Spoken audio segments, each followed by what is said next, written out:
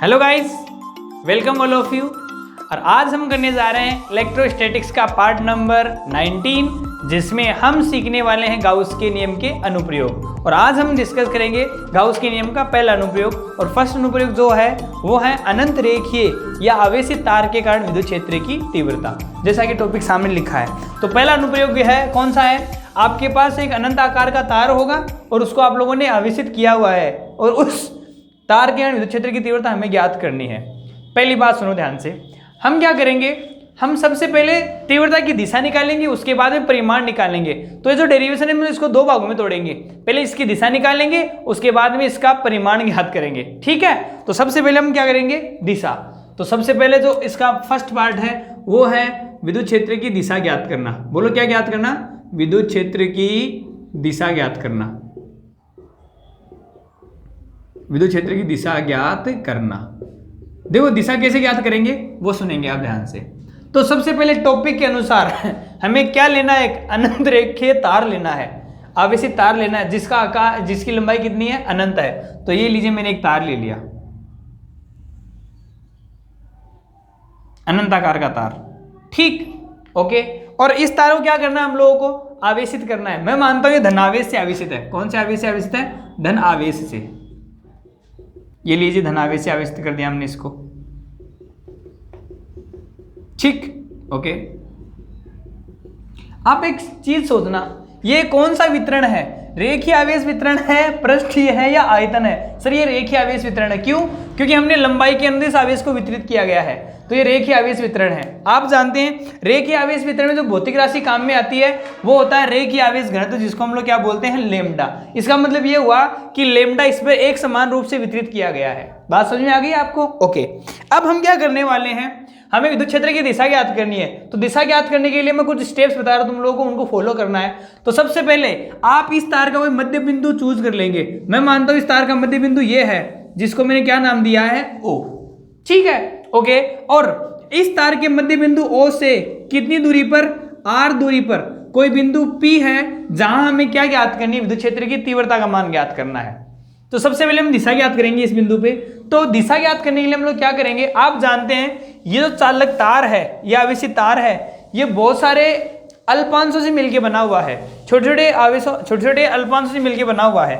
बात समझ में आ गई? तो हम लोग क्या करेंगे, इस मध्य बिंदु के ऊपर और नीचे, बोलो क्या, मध्य बिंदु के ऊपर और नीचे दो अल्पांशों की कल्पना करेंगे।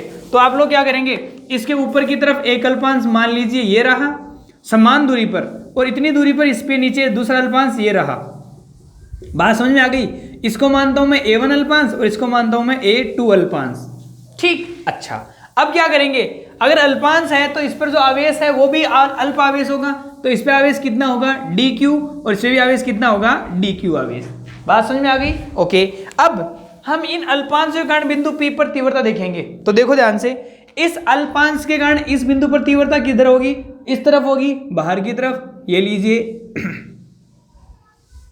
इसको नाम देता हूं मैं कौन, DE1 वेक्टर। ठीक, फिर A2 अल्पांश के कारण बिंदु P पर तीव्रता वो भी बाहर की तरफ। बाहर की तरफ क्यों होगी, क्योंकि धनावेश है, धनावेश के कारण विद्युत क्षेत्र की तीव्रता होती है बाहर की तरफ, ये। ओके। तो आप क्या देख रहे हैं, आप देख रहे हैं दोनों अल्पांशों में जो तीव्रता है वो DE1 और DE2। ये DE1 और DE2 थोड़ा ध्यान से देखिए आप।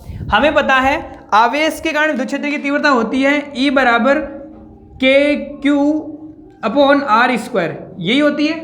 अगर अल्प आवेश है तो यहाँ पे क्या लिखेंगे, DQ, और विद्युत क्षेत्र की तीव्रता क्या हो जाएगी, अल्प हो जाएगी। तो आप मेरे को बताइए, जितना आवेश यहाँ है उतना आवेश यहाँ पे है, और जितनी दूरी ये वाली है उतनी दूरी ये वाली है। तो बताओ क्या विद्युत क्षेत्र की तीव्रता DE1 और DE2 का परिमाण एक समान होगा? सर बिल्कुल होगा। अब यहां बिंदु P पर जो तीव्रता है उसकी दिशा जो है वो अलग अलग है। एक स्टेप सुनना आप ध्यान से, मैंने आपको पहले भी समझाया न्यूमेरिकल्स में क्या, कि अगर दो सदिश राशियां समान दिशा में है तो जोड़ते हैं, विपरीत दिशा में है तो घटाते हैं, और अलग अलग दिशाओं में है तो वहां पर कोण के अकॉर्डिंग घटक तोड़ लेते हैं। तो हम लोग इसको किस में तोड़ेंगे, घटकों में विभाजित करेंगे। ठीक है, तो घटकों में विभाजित करने के लिए हम क्या करेंगे, यहां पर एक काल्पनिक रेखा खींचेंगे। ठीक है, और ये इसको इधर रेखा खींच लेंगे। आप मेरे को बताइए आप क्या बताइए मेरे को, यहां अगर ये भुजा ये भुजा बराबर, ये भुजा और ये भुजा बराबर, तो आपको दो त्रिभुज दिख रहे हैं। तो यहाँ पर जो कोण बनेगा थीटा, उतना का उतना कोण यहाँ बनेगा, क्योंकि ये पूरा त्रिभुज, ये पूरे त्रिभुज की भुजाओं के बराबर है। अगर ये कोण थीटा है तो ये इसका शीर्षाभिमुख कोण थीटा होगा और ये इसका शीर्षाभिमुख कोण थीटा होगा। अरे हाँ या ना? क्या आप लोग यहाँ पे घटक तोड़ सकते हैं? घटक तोड़ना आपको आता होगा? चलो बता देता हूं घटक कैसे तोड़ते हैं। मैंने ऊपर वाला भाग लिया, केवल ऊपर वाला, इसके ऊपर वाला। क्या यहाँ पर DE2 है? सर DE2 है। और यहाँ पर कोण कितना है? थीटा। तो आप शायद जानते होंगे जिसके साथ कोण नहीं बनता वो साइन आता है, तो ये हो जाएगा DE2 साइन थीटा। और इसके साथ कोण बन रहा है कोस हो जाएगा, तो DE2 कोस थीटा। बोलो हाँ या ना? जबकि नीचे वाला ध्यान से देखो, ये इस प्रकार से है, ऐसे ऐसे और ये ऐसे, ये कोण है DE1, यहाँ कोण कितना बन रहा है? थीटा। तो बताओ जिसके साथ कोण बनता है वो कोस, तो बताओ ये कौन आएगा? कोस, तो हो जाएगा ये DE1 कोस थीटा। और इसके साथ कोण नहीं बनता, ये हो जाएगा साइन, तो बताओ ये क्या हो जाएगा? DE1 sine theta. तो आप मेरे को बताइए, हम घटक तोड़ सकते हैं बहुत आसानी से, जिसके साथ कोण बनता है वो कोस का, जिसके साथ कोण नहीं बनता वो साइन का आता है। ठीक है, तो घटक तोड़ लीजिए आप लोग। तो घटक तोड़ेंगे तो क्या होता है? घटक तोड़ते हैं हम लोग, तो बताओ घटक तोड़ेंगे, ये थीटा कोण बनता है, तो ये इसके साथ कोण नहीं बना रहा, तो जिसके साथ कोण नहीं बना रहा वो साइन आता है, तो ये हो जाएगा DE2 साइन थीटा। और ये इसके साथ कोण बना रहा है, तो ये क्या हो जाएगा? DE2 cos theta. चलो DE2 का काम हो गया। अब किसका? DE1 के घटक तोड़ते हैं। तो इसके साथ कोण बना रहा है, इसके साथ कोण नहीं बना, जिसके साथ कोण नहीं बना था वो साइन, तो DE1 साइन थीटा। और ये हो जाएगा कौन? DE1 cos theta. इसके साथ कोण बनता है वो कोस, जिसके साथ कोण नहीं बनता वो साइन। तो हमने क्या किया, हमने दोनों जो तीव्रताएं थी DE1 और DE2 वो अलग अलग दिशाओं में थी, इसलिए हम लोगों ने इसको घटकों में विभाजित कर लिया। घटकों में विभाजित किया तो हमने क्या देखा, जो घटक थे लंबवत घटक कौन कौन से? DE2 साइन थीटा और DE1 साइन थीटा, वो ऊपर ऐसे विपरीत दिशा में, और DE1 cos theta DE2 cos theta वो समान दिशा में। अब एक छोटी सी बात बताइए आप मेरे को, क्या आप जानते हैं DE1 का मान DE2 का मान बराबर आएगा? अभी तो मैंने तुम लोगों को फॉर्मूला लिखा था सामने, क्या DE का जो विद्युत क्षेत्र का फॉर्मूला आएगा वो आ जाएगा KdQ/r²। अरे KQ/r² होता है, तो अल्पांश KdQ/r²। क्या जितना आवेश यहाँ है उतना आवेश यहाँ पे है, और ये दूरी बराबर है, तो बताओ DE1 का मान किसके बराबर होगा? DE2 के बराबर होगा। अब थीटा आपस में बराबर है, तो DE1 साइन थीटा और DE2 साइन थीटा आपस में क्या होंगे? समान होंगे। जब दो सदिश राशियां विपरीत दिशा में है, परिमाण में समान है, तो एक दूसरे को क्या कर देंगी? निरस्त कर देंगी। तो DE2 साइन थीटा और D1 साइन थीटा एक दूसरे को क्या कर देंगे? निरस्त कर देंगे। जबकि DE1 कोस थीटा और DE2 कोस थीटा एक ही दिशा में होने के कारण परस्पर जुड़कर किसको बताएंगे? परिणामी विद्युत क्षेत्र की दिशा को बताएंगे, जो तार के लंबवत OP के अनुदिश प्राप्त होगी। ठीक है, इसको मैं लिख लेता हूं, लेंगे इसको। चलो लिखते हैं, लिख दिया इसको। क्या किया हम लोगों ने? हमने क्या किया, तार के मध्य बिंदु O से R दूरी पर कोई बिंदु P है, जिस पर विद्युत क्षेत्र की दिशा ज्ञात करनी है। ओके, तो दिशा ज्ञात करने के लिए हम क्या करेंगे? मध्य बिंदु O के ऊपर व नीचे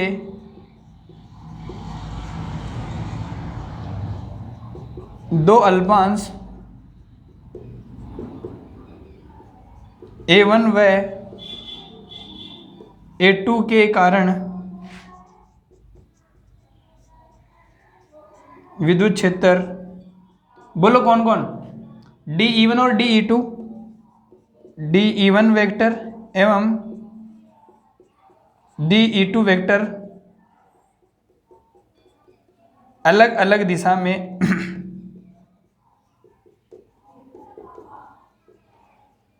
प्राप्त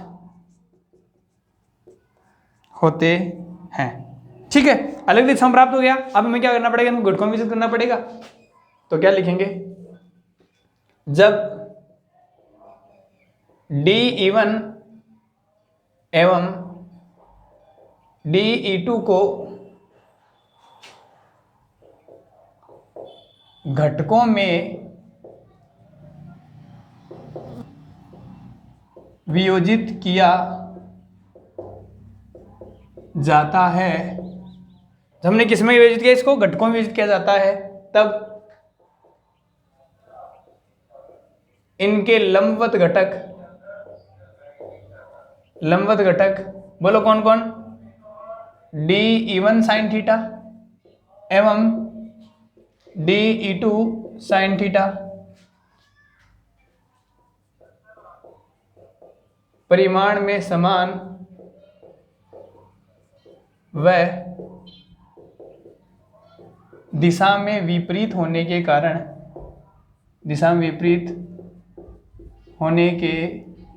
कारण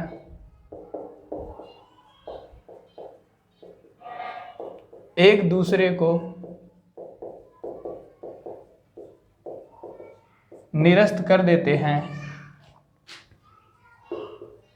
क्या कर देंगे, एक दूसरे को निरस्त कर देते हैं एवं क्षैतिज घटक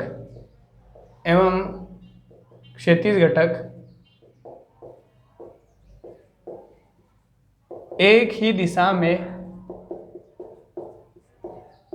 होने के कारण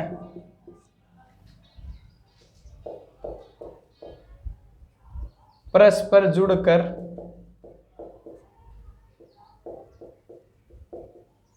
परिणामी विद्युत क्षेत्र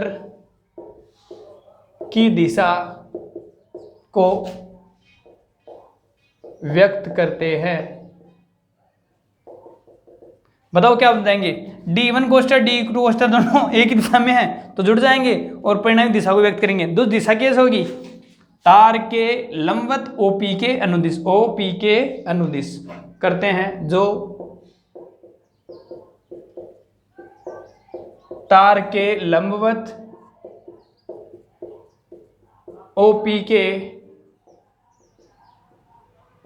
अनुदिश प्राप्त होती है। ओके, कैसे प्राप्त होगी, तार के लंबवत OP के अनुदिश प्राप्त होती है। ओके, एक बार आप लोग यहां तक कीजिए, मेरे पास जगह थोड़ी कम पड़ गई है। हम लोग अभी दिशा हमने ज्ञात की, अब हम इसके बाद में क्या ज्ञात करेंगे, परिमाण। एक बार आप लोग स्क्रीन को पॉज कीजिए, यहां तक नोट्स बनाइए, फिर चलते हैं हम लोग आगे।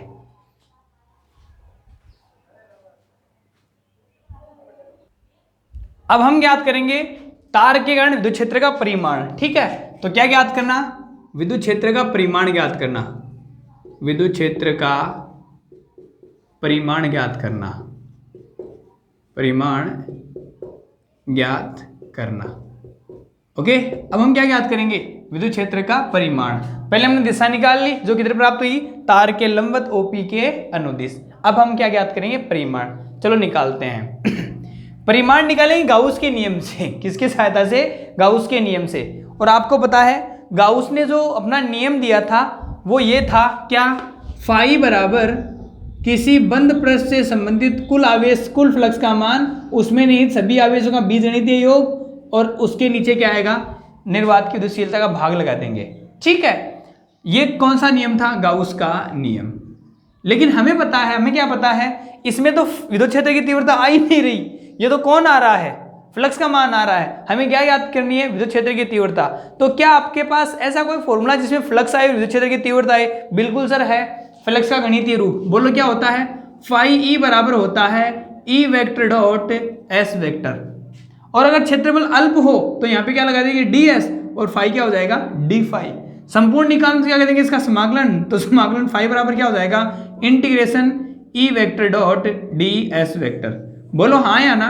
तो बताओ, हम लोग जब गाउस का नियम काम में लेंगे और उससे विद्युत क्षेत्र की तीव्रता बनानी है तो हम लोग इन दोनों फॉर्मूलों काम में लेंगे।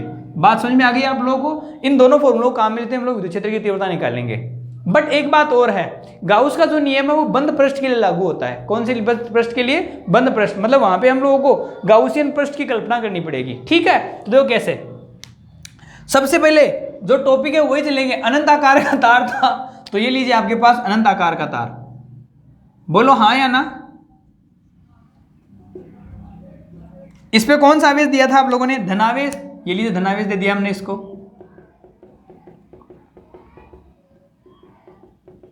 ठीक है, इसका मध्य बिंदु कौन सा था? O। और इसे कितनी दूरी पर? R दूरी पर कोई बिंदु P था, जहां हमें क्या ज्ञात करनी थी? विद्युत क्षेत्र की तीव्रता का मान ज्ञात करना था। अब आप मेरे को बताइए इसको बंद कैसे कर सकते हैं आप? इसको बंद करने के लिए क्या करना पड़ेगा?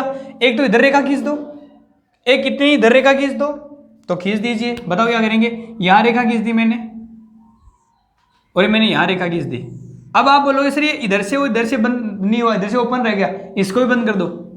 ये बंद कर दिया, इसको और इसको भी बंद कर दिया, तो हमारे पास एक आकृति प्राप्त हुई है। कैसी? बेलनाकार आकृति। बोलो हाँ या ना। तो बताओ ये गाउसियन पृष्ठ जो है वो कैसा प्राप्त हुआ? बेलनाकार। तो ये जो पृष्ठ हमें प्राप्त हो रहा है वो कैसा है? बेलनाकार गाउसियन पृष्ठ। कौन है ये? बेलनाकार गाउसियन पृष्ठ।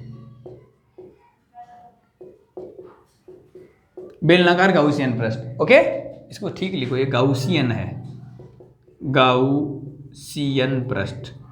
ओके, अब हमें विद्युत क्षेत्र निकालना है। हमें क्या निकालना है? विद्युत क्षेत्र। फ्लक्स को काम में लेते हुए आप मेरे को बताइए, हम लोग अगर फ्लक्स का मान निकालेंगे, बताओ ये नियमित है कि अनियमित है? अनंत आकार का है। बोलो है कि नहीं है? जब अनंत आकार की कोई वस्तु होती है तो आप लोग क्या करते हैं? सबसे पहले अल्पांश को काम में लेते हैं, और अल्पांश को काम में लेने के बाद में संपूर्ण का निकालने के लिए आप क्या कर देंगे? उसका समाकलन कर देंगे। तो बताओ हम लोग क्या करना पड़ेगा? हम लोगों को अल्पांश लेना पड़ेगा, फिर क्या करना पड़ेगा? समाकलन करना पड़ेगा। लेकिन आप ध्यान से देखें तो ये जो बेलनाकार भाग है ना, ये 3 भागों से मिलकर बना हुआ है। कितने भागों से? 3। कौन कौन सा? एक तो ये वाला भाग, एक ये वाला भाग, और एक ये पूरा भाग। ठीक है, तो इनको नाम लेता हूं मैं। इसको नाम दिया मैंने S1 वर्तीय। बोलो क्या नाम दिया मैंने? S1 वर्तीय। S1 भाग कैसा है? वर्तीय। इसको नाम दिया मैंने S2 वर्तीय। ये दूसरा भाग भी कैसा है? वर्तीय। और ये तीसरा भाग कैसा है? वक्र पृष्ठ है। तो इसको हम लोग क्या बोलेंगे? S3 वक्रीय। तो बताओ ये जो बंद गाउसियन पृष्ठ है ये कितने भागों से मिलकर बना हुआ है? 3 भागों से। कौन कौन सा? S1 वर्तीय, S2 वर्तीय और S3 वक्रीय। ठीक है, अब हमें यहां पर फ्लक्स का मान निकालने के लिए E vector dot ds vector चाहिए। ds क्या है? अल्पांश के कारण, अल्पांश का विद्युत क्षेत्र, अल्पांश का क्षेत्रफल सदिश। ds कौन है? क्षेत्रफल सदिश। और किसका? d मतलब अल्पांश का। तो हमें क्या करना पड़ेगा? इन तीनों भागों पर अल्पांश की कल्पना करनी पड़ेगी। ठीक है, तो मैंने सबसे पहले यहां कल्पना की, ये अल्पांश की कल्पना कर लिया आपने। तो बताओ इस अल्पांश के कारण विद्युत क्षेत्र की जो दिशा है, इस अल्पांश के कारण जो क्षेत्रफल सदिश होगा, आपको पता है क्षेत्रफल सदिश किधर होता है? क्षेत्रफल सदिश होता है जो पृष्ठ आपके पास, उस पृष्ठ के लंबवत बाहर की तरफ उसकी दिशा होती है, ऐसे। तो बताओ ये कौन होगा? क्षेत्रफल सदिश, इसकी दिशा होगी बाहर की तरफ। ये लीजिए ds वेक्टर। एक अल्पांश हो गया। दूसरा अल्पांश दूसरे भाग पे, दूसरा अल्पांश यहां लेंगे। बताओ इसके कारण यहां क्षेत्रफल सदिश ऐसे ऊपर की तरफ हो जाएगा। तो ये लीजिए क्षेत्रफल सदिश इसका ऊपर की तरफ ds वेक्टर। और एक अल्पांश नीचे लेंगे यहाँ पे, तो नीचे अल्पांश ले लीजिए। बताओ इसके कारण क्षेत्रफल सदिश कैसे? नीचे वाले का नीचे की तरफ, ये लीजिए। क्योंकि हमें पता है ना क्षेत्रफल एक सदिश राशि होती है जिसकी दिशा पृष्ठ के लंबवत बाहर की तरफ। तो ऐसे तो ऐसे, ऐसे तो ऐसे, और ऐसे तो ऐसे। समझ में आ गई बात आपको? बताओ फाइन निकालने के लिए कौन? ds आ गया। अब कौन चाहिए? E vector. E वेक्टर की दिशा अभी हमने निकाली थी, क्या होती है? तार के लंबवत OP के अनुदिश, इस दिशा में अभी थोड़ी देर पहले निकाली थी हमने। तो बताओ इसके विद्युत क्षेत्र की दिशा किधर होगी? तार के लंबवत OP के अनुदिश, ये दिशा। ये किसकी दिशा है? E वेक्टर की। ये किसकी दिशा है? E वेक्टर की। ये किसकी दिशा है? E वेक्टर की। बोला है कि नहीं है? अब आप मेरे को बताइए, यहां जब इसको ओपन करेंगे तो कोस थीटा आएगा। थीटा का मान चाहिए हम लोगों को। तो बताओ यहां पे थीटा का मान कितना डिग्री? दोनों समान दिशा में है। थीटा का मान 0 डिग्री। यहां थीटा का मान कितना डिग्री? 90 डिग्री। तो यहां थीटा कितना? 90 डिग्री। और यहाँ थीटा का मान कितना 90 डिग्री, तो यहाँ थीटा का मान कितना 90 डिग्री। क्या इस डायग्राम में किसी को कोई समस्या है? कोई समस्या मेरे हिसाब से नहीं होनी चाहिए। अब हम चलते हैं डेरिवेशन में, ठीक है। तो हमें क्या करना है, गाउस का नियम काम में लेना और विद्युत क्षेत्र की तीव्रता ज्ञात करनी है। चलो कैसे निकालते हैं, आ जाइए। तो अब आपको इसमें लैंग्वेज लिखने की जरूरत नहीं है क्योंकि आपने सारा डायग्राम में दिखा दिया है। तो बताओ डेरिवेशन कैसे करेंगे, आ जाओ। सबसे पहले गाउस के नियम से, कौन से नियम से, गाउस के नियम से, गाउस के नियम से। बोलो गाउस का नियम क्या कहता है? गाउस का नियम कहता है फाई ई बराबर sigma Q upon epsilon not, यही होता है। अच्छा, सिग्मा क्यू कौन है? इस आवेश इस पृष्ठ द्वारा परिबद्ध आवेश है, और आपको पता होगा शायद ये लंबाई है। ये कौन है? लंबाई। तो मैं मानता हूं कि हमने जो क्यू आवेश है ना वो एल लंबाई भी वितरित किया गया है। तो यहाँ पर जो वितरण होगा वो कौन होगा? रेखीय आवेश वितरण। और रेखीय आवेश वितरण में कौन सी राशि बनेगी? रेखीय आवेश घनत्व है, जिसको हम लोग किसे दिखाते हैं? लेमडा से। और लेमडा बराबर क्या होता है? Q by L. ठीक, तो यहाँ पे जो आवेश है वो कौन सा आवेश है? Sigma Q. तो आप मेरे को बताइए सिग्मा क्यू बराबर क्या हो जाएगा? क्या ये वज्र मल्टीप्लाई हो जाएगा? तो बताओ क्या चला जाएगा? Lambda L. बोलो हाँ या ना। तो हम लोग सिग्मा क्यू का मान क्या रख देंगे? लेमडा इंटू एल रख देंगे। तो आप लोग क्या लिख देंगे? बराबर या फाई ई बराबर सिग्मा क्यू का मान क्या हो जाएगा? Lambda into L divided by epsilon not. Side में लिख देना क्या, क्योंकि लेमडा बराबर क्या होता है? क्यू बाई एल होता है। तो क्यू बराबर क्या हो जाएगा? Lambda L. ठीक, इसको नाम दे दो समीकरण नंबर 1।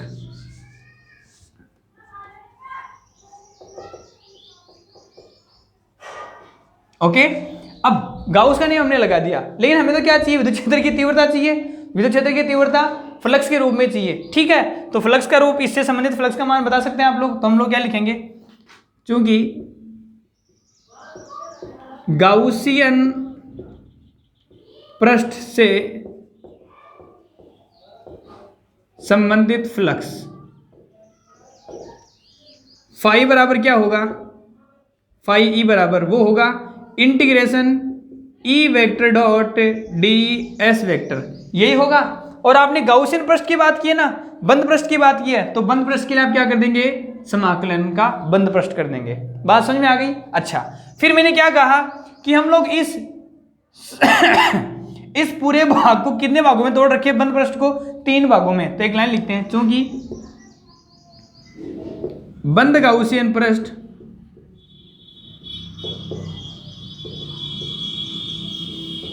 तीन भागों से मिलकर बना है,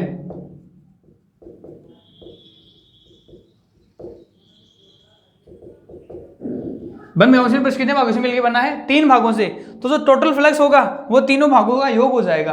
तो बताओ क्या हो जाएगा? अतः फाई ई बराबर, बोलो क्या हो जाएगा? फाई ई बराबर, ये जो कितने भागों में टूट जाएगा? 3 भागों में। तो बना दीजिए E vector dot D S vector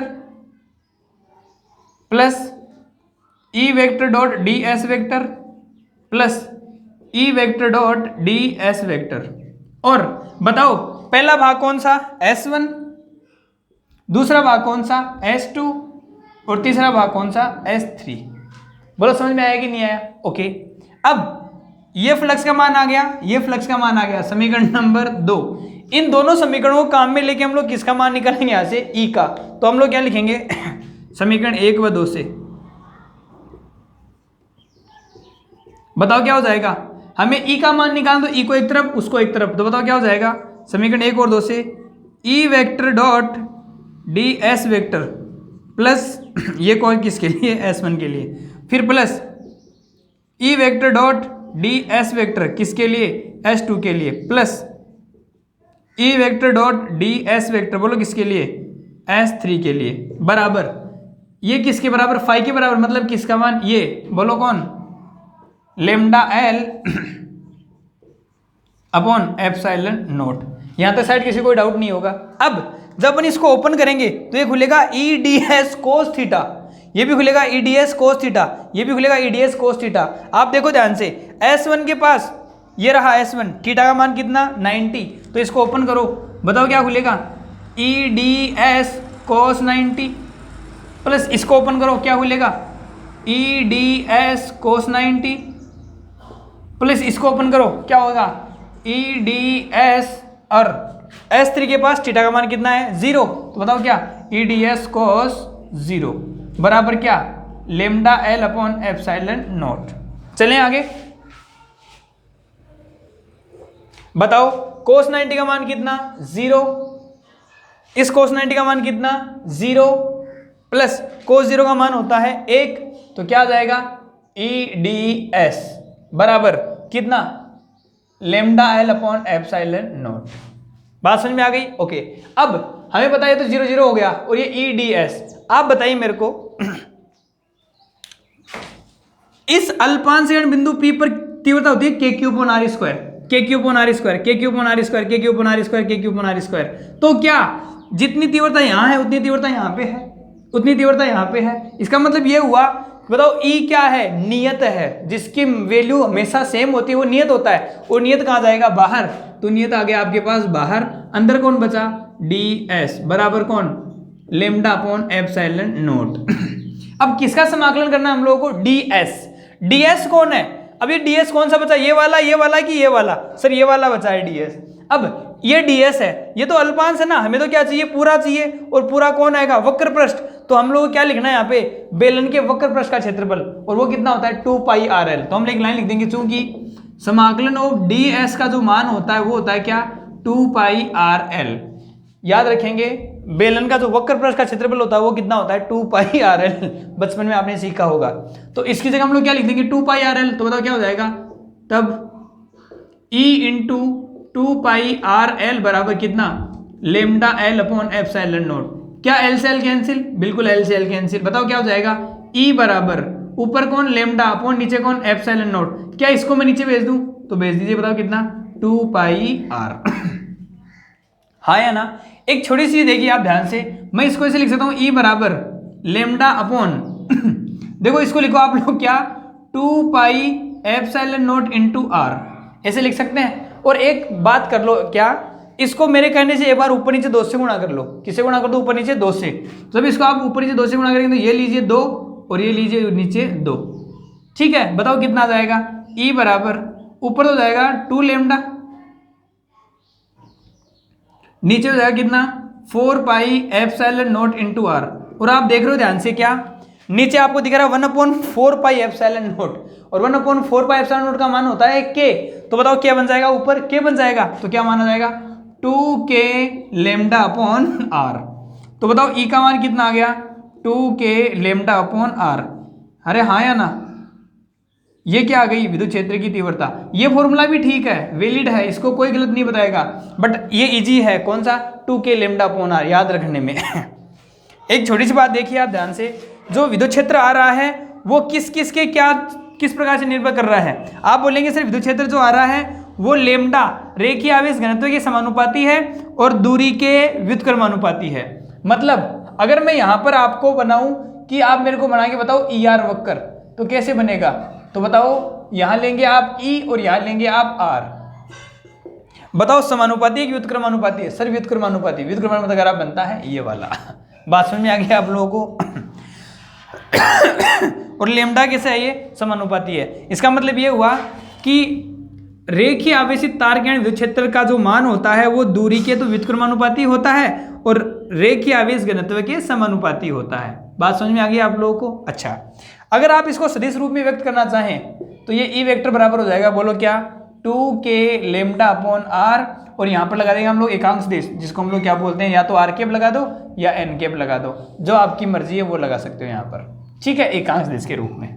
तो ये था मेरे प्यारे बच्चों क्या अनंत रेखीय आवेशित तार के कारण विद्युत क्षेत्र की तीव्रता, जिसका फॉर्मूला क्या है आपके पास 2K लेमडा अपॉन R। ये नहीं बोलो तो क्या बोल सकते हैं lambda upon 2 pi epsilon not into R बोल सकते हैं, ठीक है। तो मेरे प्यारे बच्चों ये था गाउस के नियम का अनुप्रयोग नंबर 1, जो बोर्ड एग्जाम में आता है 4 नंबर का। बात समझ में आ गई। बहुत इंटरेस्टिंग टॉपिक था, आप इसको 4 नंबर के लिए तैयार करेंगे। एग्जाम में क्वेश्चन कैसे आता है सुन लीजिए। गाउस का नियम लिखते हुए क्या लिखेंगे, गाउस का नियम लिखते हुए अनंत लंबाई के तार के कारण विद्युत क्षेत्र ज्ञात कीजिए। तो आपको सबसे पहले गाउस का नियम लिखना है, उसके बाद में तीव्रता ज्ञात करने के लिए ये करेंगे। और इसको हमने तोड़ा 2 भागों में, कौन कौन सा, एक हमने बनाया पहले विद्युत क्षेत्र की दिशा, उसके बाद में हमने निकाला इसका परिमाण। बात समझ में आ गई? आई होप आपको सब कुछ समझ में आया होगा। फिर भी अगर आपको कोई डाउट रहता है तो आप लोग हमें ज़रूर कमेंट करेंगे। ठीक है, मिलते हैं नेक्स्ट लेक्चर में, तब तक के लिए गुड बाय, गुड लक।